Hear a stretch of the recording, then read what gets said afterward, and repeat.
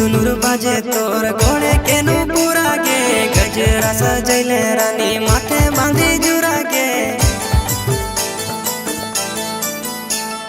रुनुर झुनुर बाजे तोर घोड़े केनु पूरा गे गजरा सजैले रानी माथे बांधी जुरा गे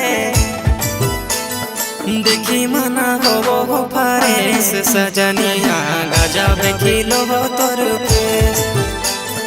देखी मना हो फारेस सजनिया गजब खिलो हो तोर फेस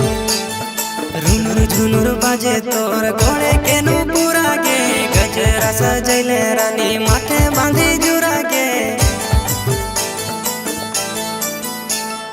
रुनुर झुनुर बाजे तोर घोड़े केनु पूरा गे गजरा सजैले रानी माथे बांधी जुरा गे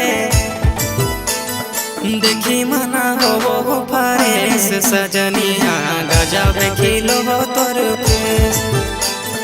देखी मना हो फारेस सजनिया गजब खिलो हो तोर फेस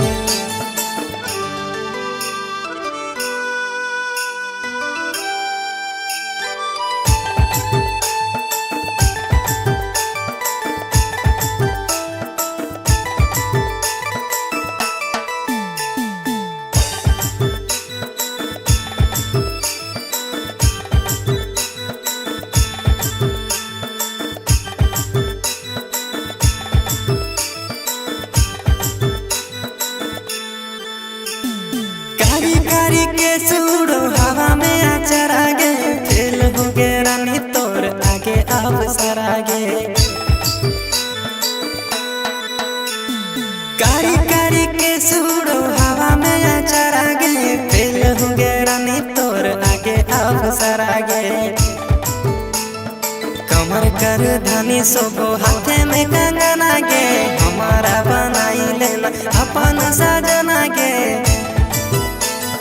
लाल पियर पहने के ड्रेस सजनिया गजब खिलो हो तोर फेस देखी मना हो फारेस सजनिया गजब खिलो हो तोर फेस